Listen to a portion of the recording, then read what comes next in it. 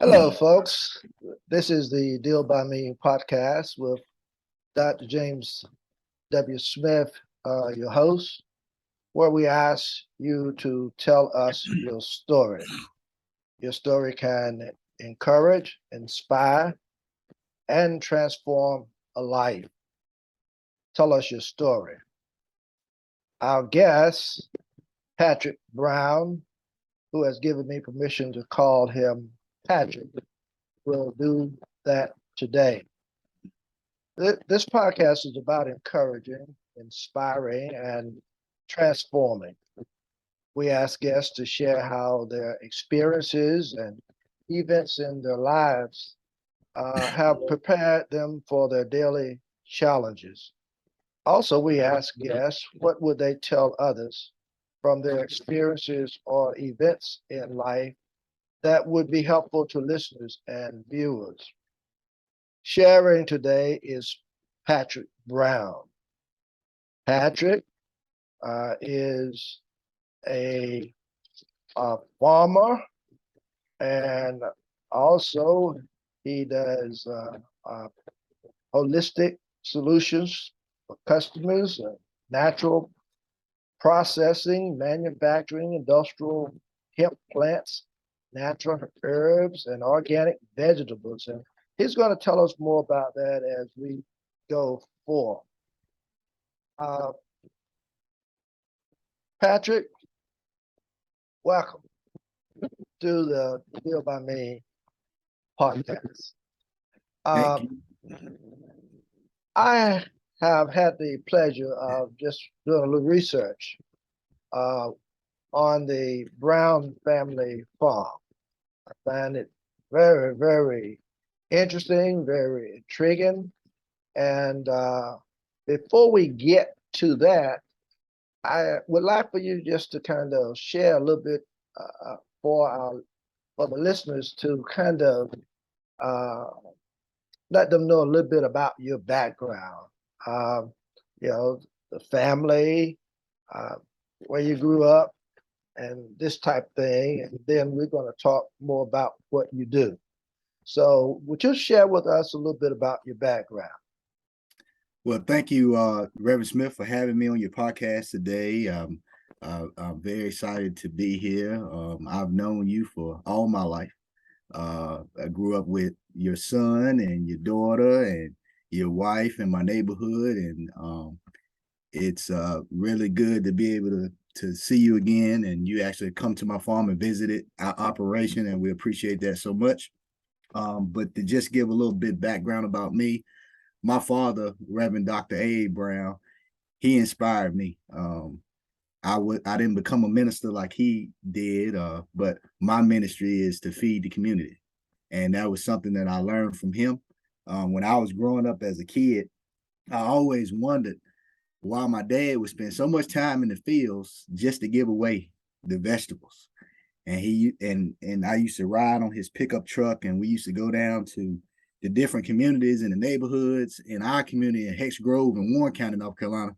And he would say, "Hey, grab that box of produce out the back of the truck and sit it on that porch right there."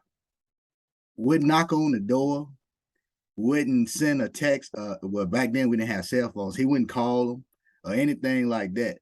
But 2 or 3 days later, the person that we dropped the vegetables on the porch, they would come down to the house and they say, "Thank you, Reverend Brown, for dropping those produce off on the porch. We really appreciate that." Now it's 10 or 15 other farmers in the community, but they always knew it was my dad that did that. And it doesn't necessarily mean that they was at home or anything like that. And I used to say, "Well, Dad, why we don't eat those vegetables as much as you give them away?" He said, "Well, one, your mom is so busy, and I don't cook a lot. And when we basically sit down as a family and have dinner, it's normally on a Friday night or a Sunday." And I said, "Well, why else are you always giving away? Isn't that like wasting money?" He said, "No, son, it's a part of the ministry." He said, "We provide educational for the word to the members and the non-members. We try to bring folks to Christ, and we also have to provide quality and nourishment to take care of the folks in the community because they'll always remember you." So that kind of stuck to me. And when I was a child, I always watched my dad farm, but didn't really understand the concept of a lot of the things that he practiced, which was mostly conservation and soil quality and making sure to grow organically, not using chemicals and things like that. And he didn't realize that I was paying attention. And what I failed to realize was when I graduated from high school and I went to college, I graduated from Fayetteville State University. And I said, when I graduated from high school, Warren County High, I wanted to go as far away from this farm as I could because I just didn't like the fact that you had to wake up early in the morning, farm all day. Some days it's 16 hours, some days it's 8 hours. And regardless of whether it's a weekend or anything that you may have that you want to do personally, you can't do that stuff because you got to tend to your farm. And I said, well, this ain't for me because it ain't no money in this. And I can't buy no new clothes or new shoes. And I can't hang out with my friends when I want to. So I said, if I become a farmer, it's just not going to be a good quality way of life. But what I was looking at was the wrong way. I was looking at more of how I felt instead of what it actually helps to benefit you, your community, and teaching people like, hey, we have future farmers of America. And if the older farmers don't show the youth how to do these things, then it's going to be tough. And that's the way it is. When I went to college and I graduated, I kind of didn't see Warren County developing in a supply chain for food and quality assurance. We still only have one grocery store. When I grew up in Warren County, we actually had two. It was Birds and Lowe's, and then we had Food Line, as you would probably remember those times. And then they went to another company after that, and then the local closest grocery store to us off of 401 was right downtown Warrenton. Now that grocery store is no longer in existence. So what we really faced with right now is a food desert because you got 15 to 20,000 people in a general population that's sourcing food just from one location. And it's not probably appeasing to the body or the health foundation. So it's like everybody's sourcing the same food at the same time. It's going to be a shortage, and they're feeding hunger instead of feeding health. So there's a longevity and a way of life. If we want to live good, righteous, and we want to live long, and we want to have a quality life, you got to focus on what we put into our bodies. So what I decided to do was create a community-supported agriculture program. It was similar to what my dad did by giving away vegetables, but back then everything was inexpensive, and we didn't have to farm to basically add it as an occupation for the food. We had to basically farm to survive, what my dad did and his dad did. So it was more so focusing on eating from the land and things like that. So now with a community supported agriculture program, the members, they fund the operation to make sure up front that they get a certain amount of food every year. Patrick, I'm hearing you, and we're going to talk more about what you do, but I want to kind of make certain that listeners and viewers can kind of follow where we're going with this, because as I looked at the website and done a little research on the Brown family farm, I understand that this farm has been in existence, I believe, since 1865. Correct. And what I would like for you to do is to kind of share with listeners about the background of the farm. You know, okay. You talked about your father, his father, and your his grandfather, which would be your great grandfather, I suspect. Mm-hmm. Yeah. And this all began back in 1865. So just talk a little bit about that, and then after you just kind of share how this process of taken place over the years, then we'll talk about what you're doing okay. Here on this farm. Okay. Okay. So do that. Right. Do that with me. Sure. So I give a little background on the Brown family. My family goes back 4 generations. I'm the 4th generation, And my great-great-grandfather, his name was Byron C. Brown. Byron C. Brown was born at the Oakley Grove plantation in Vaughn, in the Vaughn community of Littleton, North Carolina. And his mother, excuse me, his mother was Mary Ann Falcon Brown, and his father was Jacob. I'm sorry, his mother was Lucinda Fane, and his father was Jacob Falcon Brown. Jacob Falcon was my great-great-great-great-grandfather, and he was a Caucasian male. He was the son of a plantation owner. His mother was Mary Ann Falcon Brown and Dr. Lafayette Brown. Now, they spelled their last name Browne. My great-great-grandfather and his mother, Lucinda Fane, were not allowed to keep the E on the end of their names, so we were spelled Brown. So when Jacob's uncle passed away, Jacob's uncle was also named Jacob. He willed Jacob, his sister's son, a young 17-year-old girl from the Nottoway Indian tribe, as the record shows, which we still have a copy of that, at the age of 17 in his will when he passed away, that she was 17 years old. So Jacob, the son, had 7 children with Lucinda Fane. She was the servant and cook for his mother, Mary, and Jacob. They had 7 children. The first child was my great-great-grandfather, Byron C. Brown. Byron C. Brown was a fair-skinned boy, and he had 7 siblings, and he was the oldest. And at the age of 14, he ran away from the plantation because a Confederate soldier walked up to him and his sister, Flora, in the woods and asked him, "Hey, son, who do you belong to?" And Byron told him, "I don't belong to anyone." And he said to Byron and to Flora, "Well, whoever you belong to, let them know that they no longer can allow you to work for free, force you to work for free, because the war has ended." And that was a Confederate soldier that told him that. And what he did, him and his sister ran back to the plantation out of the woods and told his mother, Lucinda, that the war had ended. And she said, "Don't speak a word of this." Now, this is written in Flora's letters. That's how we know our history. His sister, she was the only one that could read and write at the time.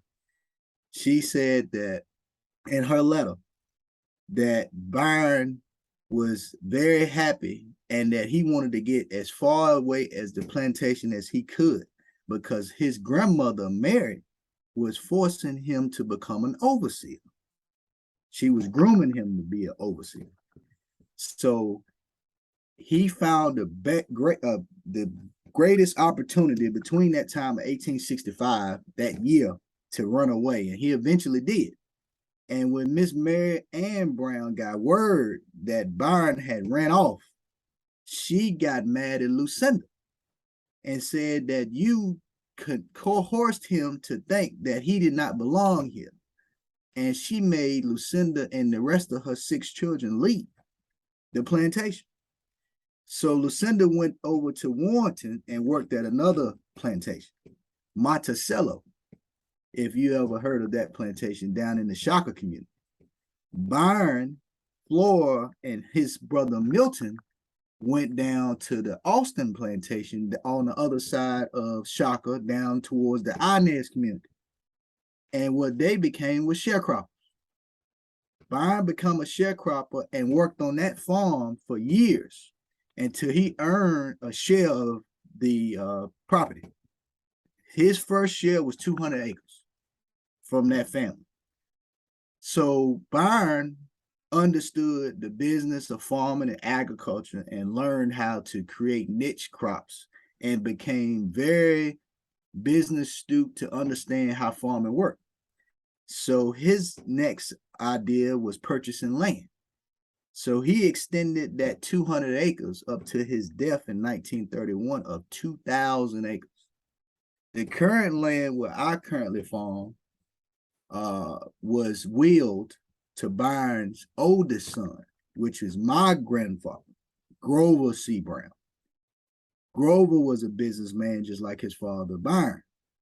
He owned stores on Andrews Avenue in Henderson called the Grover, I think it's called Grover Brown's. And he also had a meat market right on at the end of Andy Lee Gray Road and Vicksburg Road, which is a part of our land to this day. And Grover passed away in 1978. And Grover in his will my father a portion of that 165 acres that he received from his dad. Now, if we backtrack, at the death of my great-great-grandfather Byron C. Brown, the amount of land that he had and the money that he had saved up, the county clerk's office considered him as the wealthiest Negro in Warren County. And my grandfather, Grover Brown, received land and cash at the will. Grover was the only sibling that stayed in Warren County at the time around the passing of my great-great-grandfather to work on the land and farm and to run the businesses that his father, Byron, had established. So he did will Grover more land and monetary cash than the rest of his siblings. So what they felt like that because he received more land and cash, that they wanted to probate that will in court. That trial lasted for about 2 months, and it is on record in the Warren Record and back then the Roanoke, I can't think of the Roanoke Times or something like that. And there was a family strife between the brothers because they felt that my grandfather Grover had coerced my great-great-grandfather to give him more value than the rest of his siblings. And during that time of the 30s to the 60s, it was a family strife. Most of the siblings had went up north. And Grover maintained the property that he was born in. Byron C. Brown, my great-great-grandfather, he preserved that property, which is still on the property today. And my father was in a similar situation with his siblings. They were all entrepreneurs. My uncle owned a funeral home, and my other uncles owned embalming equipment. They had a funeral home in New York City and in Warrenton. And what my dad was able to do was buy out their shares because they didn't want to farm.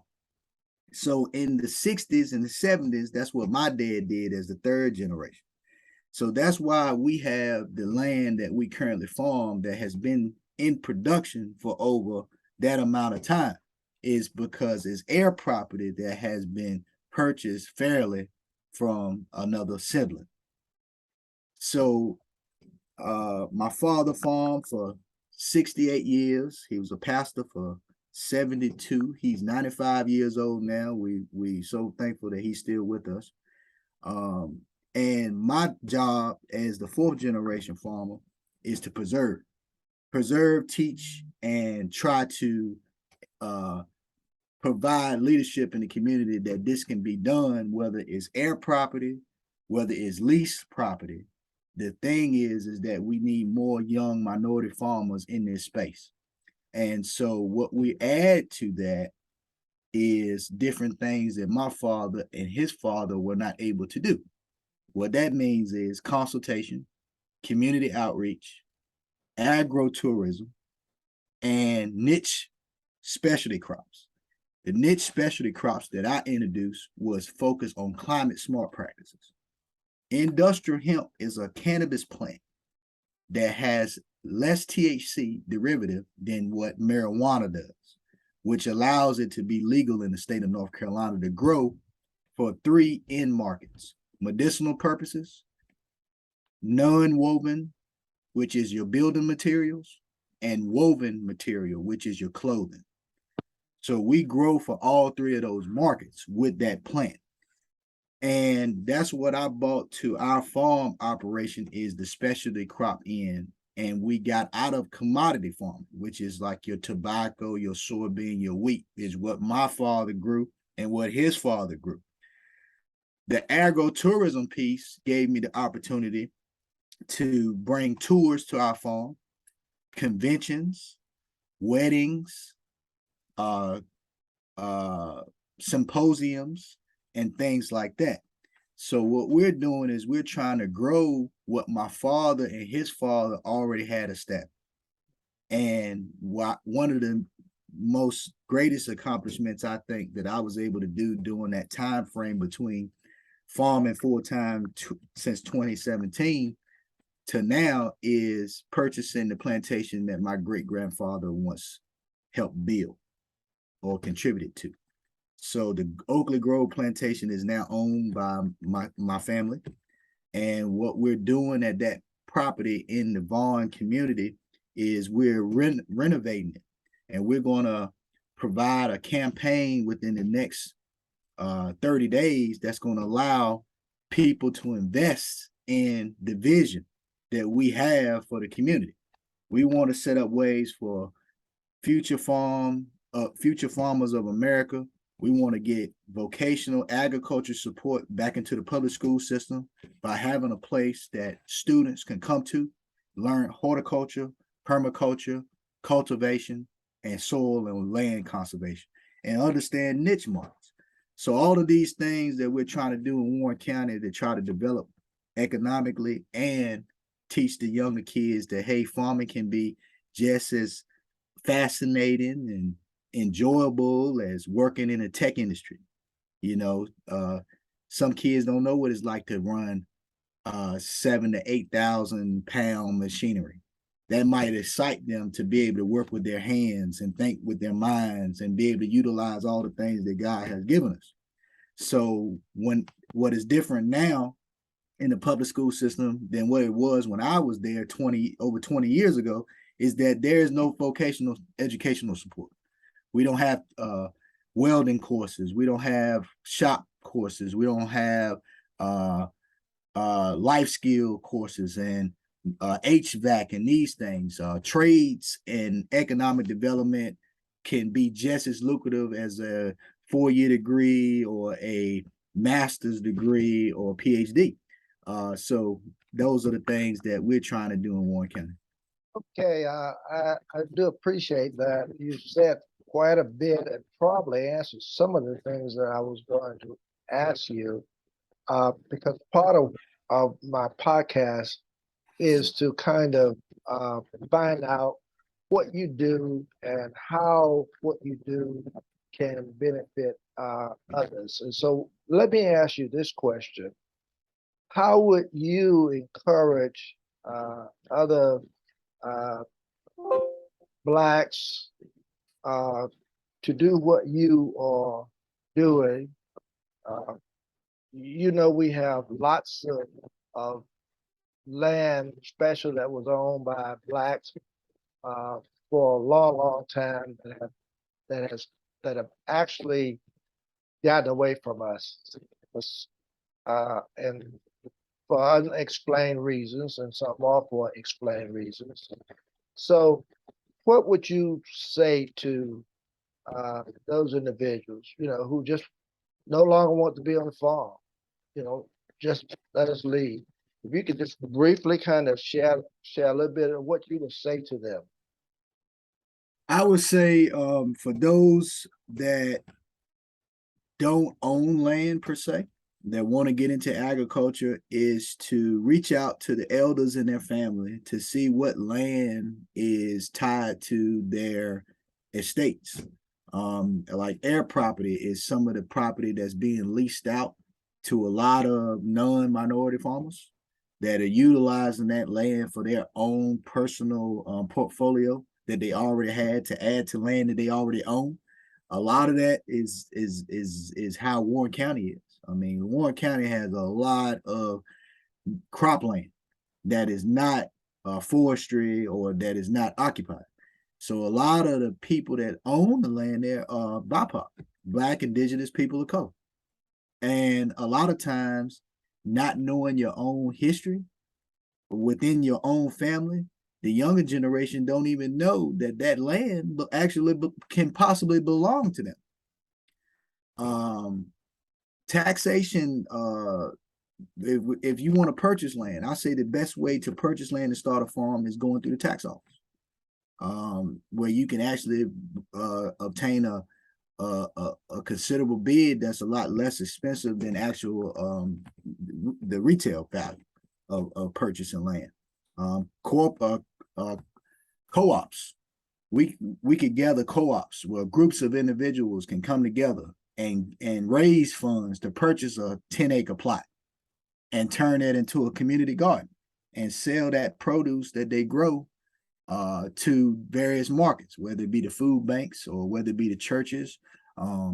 It's so many different markets for food because we are in a food desert in the United States, not just North Carolina.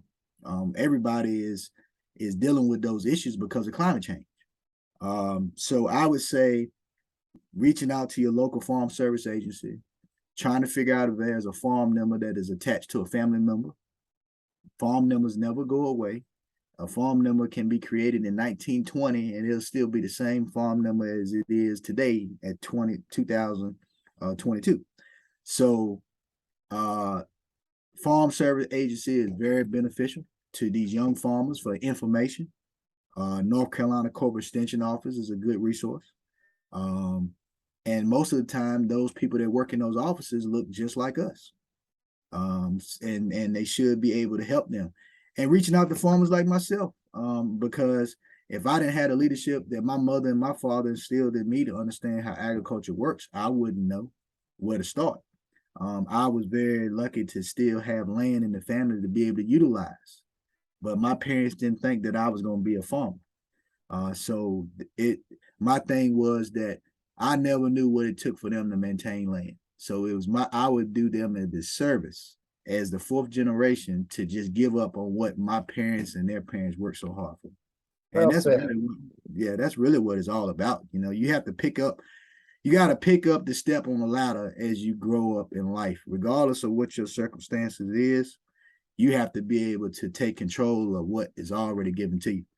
And I teach that to my nephews who actually help me on the farm to this day as the fifth and sixth generation, so that when it's my time and God calls me home, I'll know for sure that somebody is there that understands how to be a good steward of the property. Patrick, you have shared so much with our listeners today, and I know they really appreciate all that you have said to us. In a brief words, what would you say your mission is of your farm? Would you just share that as briefly as you possibly can, as our time is winding down? Okay, sure. Our main mission as the fourth generation stewards of the land is to focus on holistic approach for help with consumption, whether it may be organic vegetables, whether it may be plant medicine, trying to find an alternative approach so that we can try to help people not just focus on prescribed pharmaceutical drugs. That's basically our main mission. And then we want to add education, and we want to add opportunities where people can come to the farm and learn, and just outreach and development. Thank you. If someone now is interested and want to donate or come to your farm or whatever, after listening to you today, I'm sure that there are people who are very interested in what you were saying. How can they donate to what you're doing? How can they find where your products are? Just share that with us as briefly as you possibly can. Yes. So if someone wants to help our farm operation and also allow us to help you, is signing up for a membership to our community supported agriculture program. That can be done at www.brownfamilyfarmscsa.com. And once they go on that website, they can become a member, where we have two programs, 18 weeks and a 30-week program. And that allows the customer to be able to come to our farm once a week, purchase a box of vegetables, or actually they have already purchased it by signing up as a member. We give them a box, and it's every week for 18 to 30 weeks. The customer gets to choose. That is one way to support our operation. The second way to support our operation is by going to that same website and clicking on the GoFundMe link. That helps add help to the renovation of our agro-tourism facility in the Vaughn, Littleton community of Warren County. There you have it, listeners. Patrick Brown, interesting sayings today to us regarding the Brown family farm and what he does. And we're just so grateful to have him share with us. I wish you continued success in your endeavors, Patrick. I want you to know that we are behind you and pushing you. And you have done a great job of explaining and sharing with listeners today about what you do and how they can help your program. So thank you so very much. Thank you. Thanks for having me. If you have enjoyed this interview and are enjoying the Deal by Me podcast, please go to the website, www.dealbyme.com, and make a donation through PayPal or mail to the address in the contact page to help us keep our podcast going. For encouragement and inspiration, read my books, Deal by Me, A Golden Opportunity Blown, and Deal by Me, second edition, a self-evaluation, available on the website Deal by Me and Amazon.com. And until next time, peace and blessings to each of you.